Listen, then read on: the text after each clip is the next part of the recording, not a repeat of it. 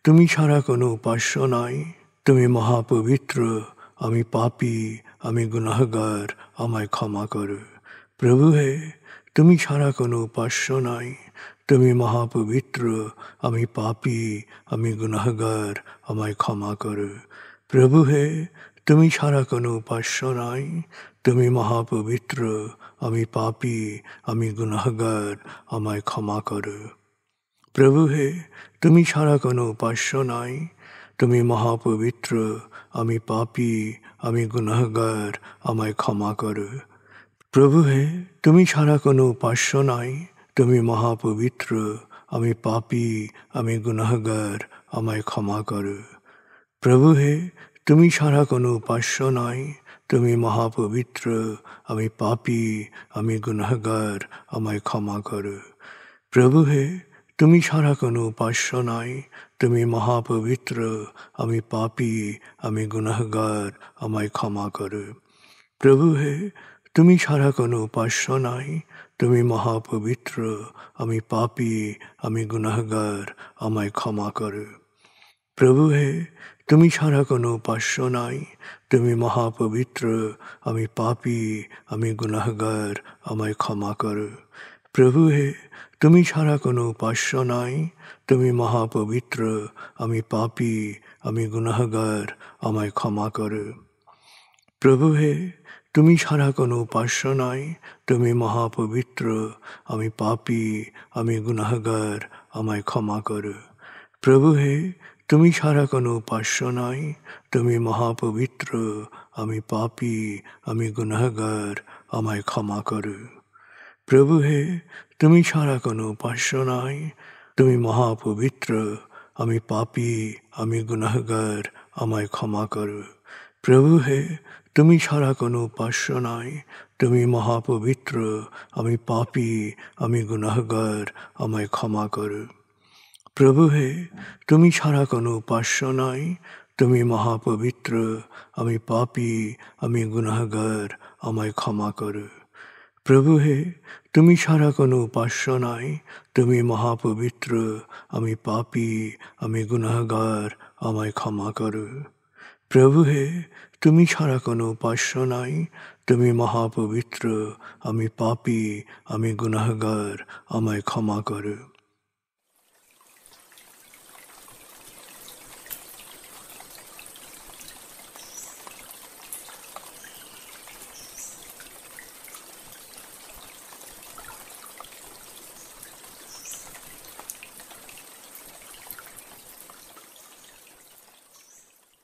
এবার আমরা সূরা তাকবীর এর মর্মবাণীর অংশ বিশেষে ডুবে যাব। তারপর ডুবে যাব আজকের জন্য নির্ধারিত সূরার তেলাওয়াত ও মর্মবাণীতে। 81 সূরা তাকবীর। দয়াময় মেহেরবান আল্লাহর নামে। যখন সূর্য অন্ধকারে ঢেকে যাবে, যখন তারকারাজি নিজেদের আলো হারাবে, যখন পর্বতমালা মরীচিকার ন্যায় উধাও হবে, যখন পূর্ণ গর্ভবতী উটনী পরিত্যক্ত হবে, যখন সকল বন্য পশুকে একত্র করা হবে, যখন সমুদ্রের জলরাশি স্ফীত হবে, যখন দেহে আবার আত্মা সংযুক্ত হবে, যখন জীবন্ত কবর দেয়া শিশুকন্যাকে জিজ্ঞেস করা হবে কি অপরাধে তাকে হত্যা করা হয়েছিল, যখন প্রত্যেকের আমলনামা দেখানো হবে, যখন আকাশের আবরণ সরানো হবে, যখন জাহান্নামের আগুন গনগনে লাল করা হবে, যখন জান্নাতকে দৃশ্যমান করা হবে, সেদিন প্রত্যেকেই জানতে পারবে কি পরিণতির জন্যে সে নিজেকে প্রস্তুত করেছে, বুঝতে পারবে কি করা উচিত ছিল আর কি করা উচিত হয়নি। সাক্ষী আবর্তনশীল নক্ষত্র, কক্ষপথে দৃশ্যমান গ্রহসমূহ যা এক সময় অদৃশ্য হয়, সাক্ষী রাতের অবসান মুহূর্ত এবং প্রভাতের আগমন কাল। নিশ্চয়ই এই কোরআন আরশের সার্বভৌম অধিপতির নিকট উচ্চ মর্যাদা সম্পন্ন সম্মানিত রসুলের মুখ নিঃসৃত, যার কথা অবশ্যই বিশ্বাসযোগ্য ও মানা উচিত।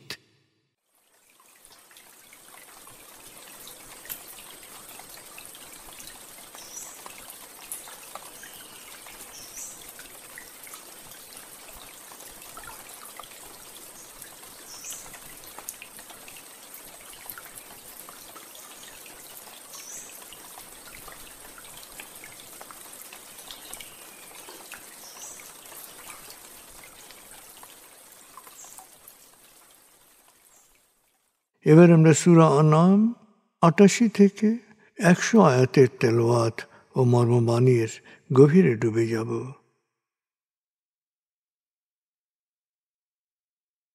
৬ সূরা আনআম। বিসমিল্লাহির রহমানির রহিম। ذلك هدى الله يهدي به من يشاء من عباده ولو أشركوا لحبط عنهم ما كانوا يعملون أولئك الذين آتيناهم الكتاب والحكم والنبوة فإن يكفر بها هؤلاء فقد وكلنا بها قوما ليسوا بها بكافرين أولئك الذين هدى الله فبهداه مقتده قل لا أسألكم عليه أجرا إن هو إلا ذكرى للعالمين وما قدروا الله حق قدره إذ قالوا ما أنزل الله على بشر من شيء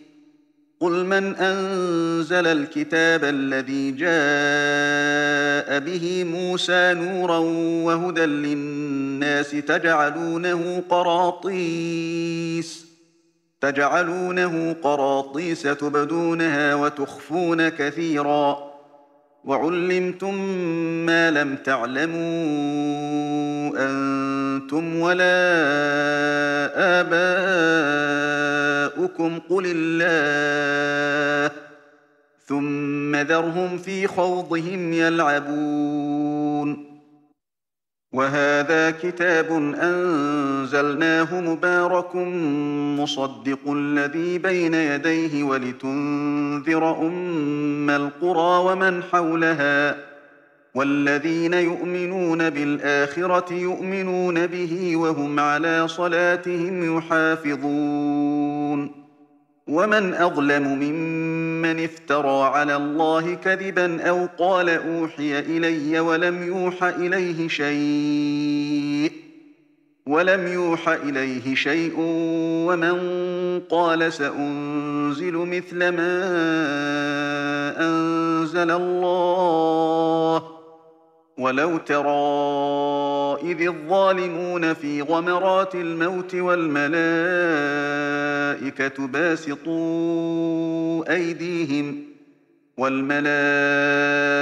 باسطوا أيديهم أخرجوا أنفسكم اليوم تجزون عذاب الهون بما كنتم تقولون على الله غير الحق وكنتم عن آياته تستكبرون ولقد جئتمونا فرادا كما خلقناكم أول مرة وتركتم ما خولناكم وراء ظهوركم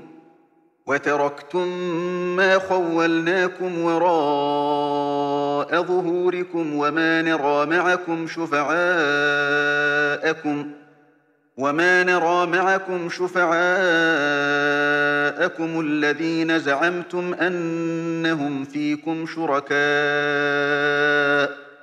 لقد تقطع بينكم وضل عنكم ما كنتم تزعمون إن الله فالق الحب والنوى يخرج الحي من الميت ومخرج الميت من الحي ذلكم الله فأنى تؤفكون فالق الإصباح وجعل الليل سكنا والشمس والقمر حسبانا ذلك تقدير العزيز العليم وهو الذي جعل لكم النجوم لتهتدوا بها في ظلمات البر والبحر قد فصلنا الآيات لقوم يعلمون وهو الذي أنشأكم من نفس واحدة فمستقر ومستودع قد فصلنا الآيات لقوم يفقهون وهو الذي أنزل من السماء ماء فأخرجنا به نبات كل شيء فأخرجنا منه خضرا نخرج منه حبا متراكبا ومن النخل من طلعها قنوان دانية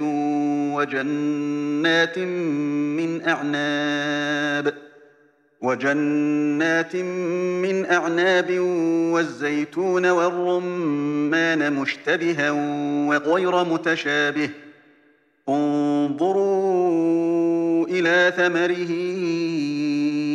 إذا أثمر وينعه إن في ذلكم لآيات لقوم يؤمنون وجعلوا لله شركاء الجن وخلقهم وخرقوا له بنين وبنات بغير علم سبحانه وتعالى عما يصفون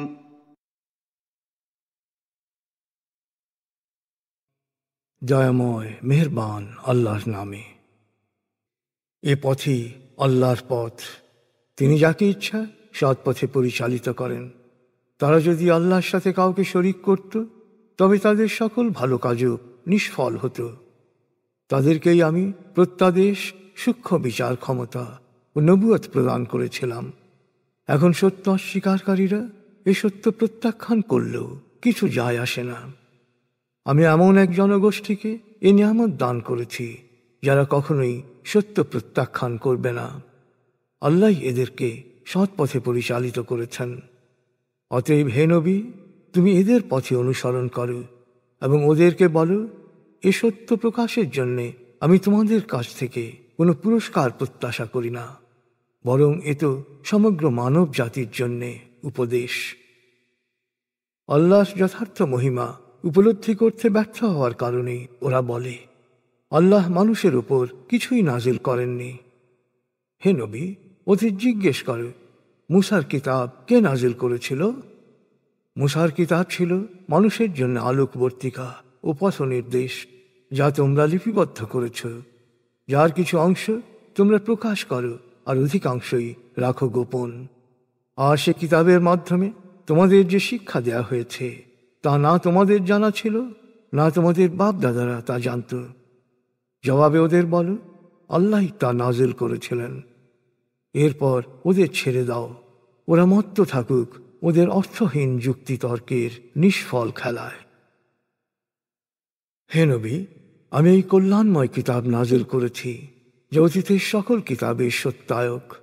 এই কিতাবের আলোয় তুমি মক্কা ও এর চারপাশের মানুষকে সচেতন করে তোলো। যারা আখেরাতে বিশ্বাস করে তারা অবশ্যই এই কিতাবে বিশ্বাস করে এবং নামাজে নিরবচ্ছিন্নতা, ধারাবাহিকতা বজায় রাখে। সবচেয়ে বড় জালেম হচ্ছে সেই ব্যক্তি যে আল্লাহ সম্পর্কে বানিয়ে মিথ্যা বলে বা ওহী নাজিল হওয়ার মিথ্যা দাবি করে, বা বলে যে আল্লাহ যা নাজিল করেছেন আমিও তেমনি কিছু নাজিল করব। হায়, তুমি যদি এ জালেমদের অন্তিম অবস্থা দেখতে পেতে, তা কত না মর্মান্তিক। মৃত্যু যন্ত্রণায় যখন তারা কাতরাবে তখন ফেরেশতারা ওদের বলবে, তোমাদের প্রাণ বের করে, তোমরা আল্লাহ সম্পর্কে মিথ্যা বলতে আর ঔদ্ধত্যের সাথে আল্লাহর বাণীকে মেনে নিতে অস্বীকার করতে। এখন ভোগ করো অবমাননাকর শাস্তি। মহাবিচার দিবসে আল্লাহ বলবেন, তোমাদের যেমন একা পৃথিবীতে পাঠিয়েছিলাম তেমনি একাকী আমার কাছে ফেরত এসেছ। তোমাদের জীবদ্দশায় যা কিছু জীবন উপকরণ, অর্থবিত্ত, নামধাম, ক্ষমতা, কর্তৃত্ব দিয়েছিলাম সব পেছনে ফেলে রেখে এসেছ।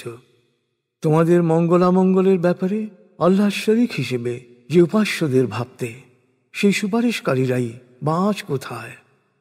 তোমাদের পারস্পরিক সম্পর্ক ছিন্ন হয়ে গেছে, তোমাদের সকল বিভ্রান্তিকর ধারণাও উধাও হয়ে গেছে। নিশ্চয়ই আল্লাহ শস্য দানা ও বীজকে অঙ্কুরিত করেন, নিষ্প্রাণ থেকে প্রাণের উন্মেষ ঘটান, আবার দুরন্ত প্রাণকে করেন প্রাণহীন। এই সর্বময় কর্তৃত্ব তো শুধু আল্লাহর। তারপরও কত বিকৃত ভ্রান্ত চিন্তা করে তোমাদের মন। রাতের আবরণ সরিয়ে তিনি প্রভাতের উন্মেষ ঘটান। বিশ্রামের জন্যে তিনি রাতকে ঢেকে দেন আধারে। গণনার জন্যে তিনি সূর্য ও চন্দ্র সৃষ্টি করেছেন। মহাপরাক্রমশালী সর্বজ্ঞের জ্ঞান দ্বারা এসব কিছুই সুবিন্যস্ত।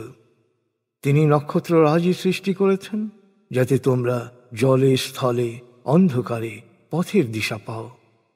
জ্ঞান অন্বেষণকারীদের জন্য আমি আমার নিদর্শনসমূহ সুস্পষ্টভাবেই বর্ণনা করছি। তিনি এক ব্যক্তি থেকে তোমাদের সৃষ্টি করেছেন। তোমাদের প্রত্যেকের জন্য রয়েছে অস্থায়ী ও স্থায়ী আবাস। জ্ঞান অন্বেষণকারীদের জন্যেই আমি এত সুস্পষ্টভাবে সত্যের বয়ান করছি। তিনি আকাশ থেকে পানি বর্ষণ করেন, আর সে পানি অঙ্কুরোদ্গম ঘটায় সকল প্রকার বীজ ও শস্য দানার। সবুজ পত্র পল্লবে আস্তে আস্তে বড় হতে থাকে চারা। চারা বড় হতে হতে ভরে ওঠে ঘন সন্নিবিষ্ট শস্য দানা আর বীজে। আর তিনি খেজুর গাছের মাথি থেকে ঝুলন্ত কাঁদি বের করেন, যা পরিপক্ক হয়ে নুয়ে পড়ে। তিনি বিকশিত করেছেন আঙুর, জয়তুন ও আনারের বাগান। ফলগুলোর বৈশিষ্ট্যের দিকে তাকাও। কোনোটা একে অপরের মতো, আবার কোনোটার একেবারেই ভিন্ন রূপ। যখন ফল ধরে আর যখন ফল পাকে, তখন এর প্রতি গভীরভাবে তাকাও। বিশ্বাসীদের জন্যে এর মধ্যেই রয়েছে আল্লাহর মহিমার নিদর্শন।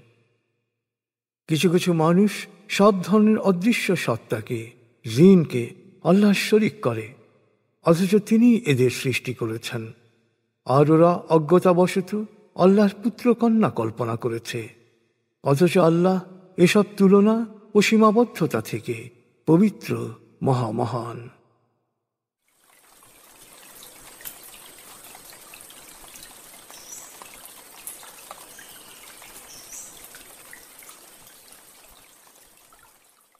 আপনি এতক্ষণ মর্মবাণীর গভীরে ডুবেছিলেন।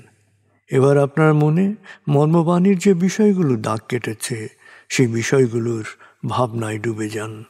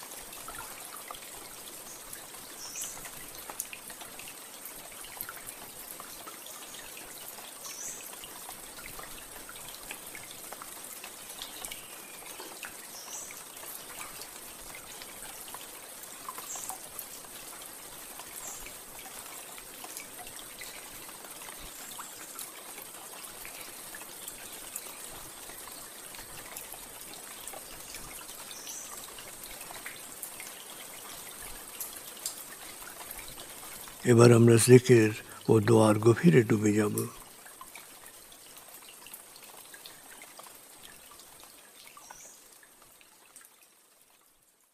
এবার হালকাভাবে চোখ বন্ধ করুন, লম্বা দম নিন, নাক দিয়ে দম নিন, আস্তে আস্তে মুখ দিয়ে দম ছাড়ুন। দম নেবেন পেটে, ছাড়বেন মুখ দিয়ে। দম নেওয়ার চেয়ে দম ছাড়তে সামান্য বেশি সময় নিন। দম নিতে নিতে ভাবুন প্রকৃতি থেকে আফুরন্ত প্রাণশক্তি শরীরে প্রবেশ করছে, আর দম ছাড়তে ছাড়তে ভাবুন শরীরের সকল দূষিত পদার্থ বাতাসের সাথে বেরিয়ে যাচ্ছে। নাক দিয়ে দম নিতে নিতে ভাবুন প্রকৃতি থেকে আফুরন্ত প্রাণশক্তি শরীরে প্রবেশ করছে, আর মুখ দিয়ে দম ছাড়তে ছাড়তে ভাবুন শরীরের সকল দূষিত পদার্থ বাতাসের সাথে বেরিয়ে যাচ্ছে। দম নিতে নিতে ভাবুন প্রকৃতি থেকে আফুরন্ত প্রাণশক্তি শরীরে প্রবেশ করছে। দম ছাড়তে ছাড়তে ভাবুন শরীরের সকল দূষিত পদার্থ বাতাসের সাথে বেরিয়ে যাচ্ছে। দম নিতে নিতে ভাবুন প্রকৃতি থেকে আফুরন্ত প্রাণশক্তি শরীরে প্রবেশ করছে, আর দম ছাড়তে ছাড়তে ভাবুন শরীরের সকল দূষিত পদার্থ বাতাসের সাথে বেরিয়ে যাচ্ছে। দম নিতে নিতে ভাবুন প্রকৃতি থেকে আফুরন্ত প্রাণশক্তি শরীরে প্রবেশ করছে, আর দম ছাড়তে ছাড়তে ভাবুন শরীরের সকল দূষিত পদার্থ বাতাসের সাথে বেরিয়ে যাচ্ছে। এবার দম স্বাভাবিক হতে দিন। স্বাভাবিকভাবে নাক দিয়ে দম নিয়ে নাক দিয়ে দম ছাড়ুন। আপনার অঙ্গ শিথিল ও নিষ্প্রাণ হয়ে আসছে। এবার নাক দিয়ে ধীরে ধীরে দম নিয়ে বেশ সময় নিয়ে ধীরে ধীরে নাক দিয়ে দম ছাড়ুন। দম নেওয়ার চেয়ে ছাড়ায় সময় একটু বেশি নিন। ধীরে ধীরে দম নিন, ধীরে ধীরে দম ছাড়ুন। ধীরে ধীরে দম নিন, ধীরে ধীরে দম ছাড়ুন। ধীরে ধীরে দম নিন, ধীরে ধীরে দম ছাড়ুন। ধীরে ধীরে দম নিন, ধীরে ধীরে দম ছাড়ুন। ধীরে ধীরে দম নিন, ধীরে ধীরে দম ছাড়ুন। এবার দম স্বাভাবিক হতে দিন। আপনি এখন দম খেয়াল করুন। বাতাস নাক দিয়ে ফুসফুসে প্রবেশ করছে, আবার বেরিয়ে আসছে। আপনার পুরো মনোযোগ নাকে দমের প্রবেশ পথে দিন। বাতাস স্বাভাবিক যাওয়া আসা করুক, আপনি শুধু দম খেয়াল করুন।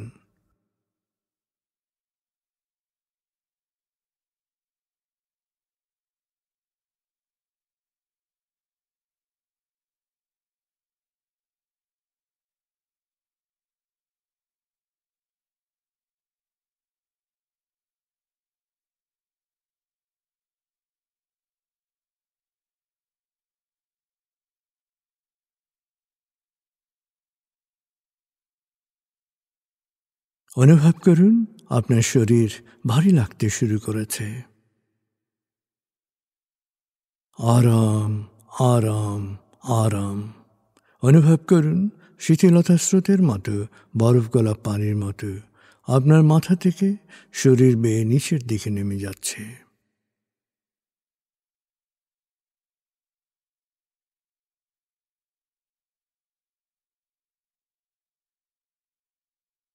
আপনি এখন পুরোপুরি শিথিল।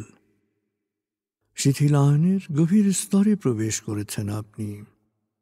আপনার ব্রেন ওয়েভ বিটা স্তর থেকে নেমে গেছে আলফায়। মনের বাড়ির পথে আপনি এখন আলফা স্টেশনে এসে পৌঁছেছেন। এই স্টেশনে আপনার জন্য রয়েছে বিশেষ ওয়েটিং রুম।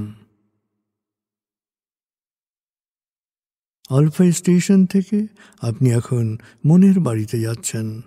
আমি গণনা শুরু করছি। 19,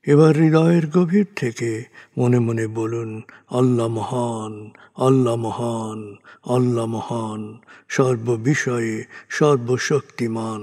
তিনি একক ও অদ্বিতীয়, তিনি একমাত্র উপাস্য।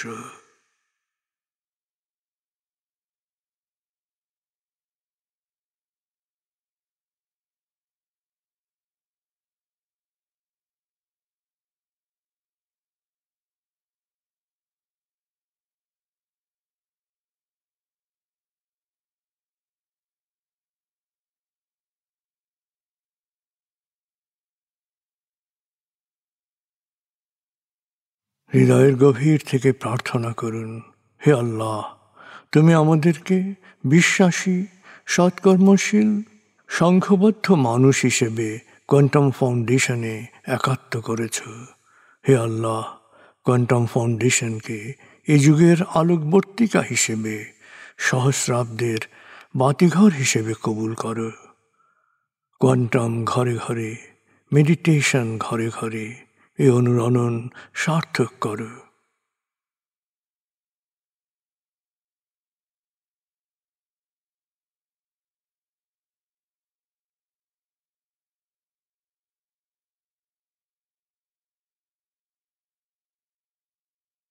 হে আল্লাহ, হে দয়াময়, হে মেহেরবান, কোয়ান্টাম ফাউন্ডেশনের সকল কার্যক্রম, শিক্ষা সেবা, শুদ্ধাচার, রক্তদান, এতিমান, প্রবীণ সেবা, চিকিৎসা সেবা, খতনা, মাতৃমঙ্গল, দাফন, কোয়ান্টাম মেথড কোর্স, এই সমস্ত কার্যক্রমকে সদকায়ে জারিয়া হিসেবে কবুল করো।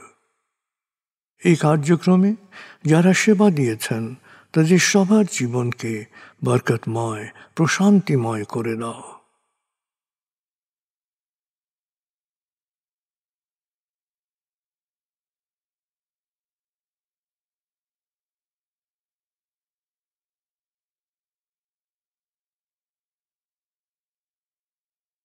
হে আল্লাহ, গত ৩০ বছর ধরে ফাউন্ডেশনের কাজগুলোকে গতিশীল রাখার জন্যে যারা নিয়মিত দান করেছেন, যারা এককালীন দান করেছেন, যারা জাকাত দিয়েছেন, যারা স্থাবর অস্থাবর সম্পত্তি দান করেছেন, তাদের সবার দানকে তুমি সৎ দান হিসেবে কবুল করো, সদকায়ে জারিয়া হিসেবে কবুল করো। তাদের পরিবারে সুখ ও প্রশান্তি দান করো, তাদের ধন সম্পত্তিতে বরকত দান করো।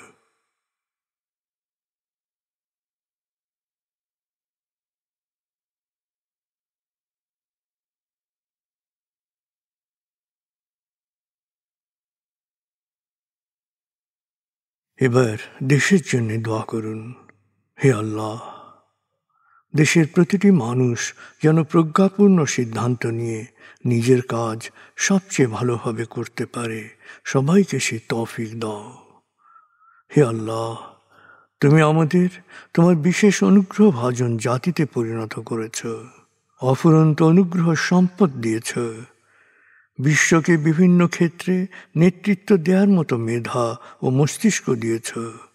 আমরা যেন ভালো মানুষ, ভালো দেশে রূপান্তরিত হতে পারি, আমাদের সেই তৌফিক দাও।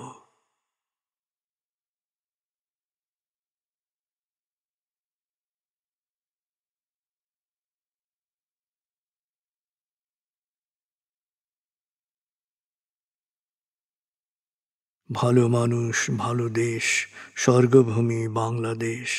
ভালো মানুষ, ভালো দেশ, স্বর্গভূমি বাংলাদেশ। ভালো মানুষ, ভালো দেশ, স্বর্গভূমি বাংলাদেশ। দেশের জন্য প্রার্থনা করুন। দেশকে যেমন দেখতে চান সেভাবে প্রার্থনা করুন।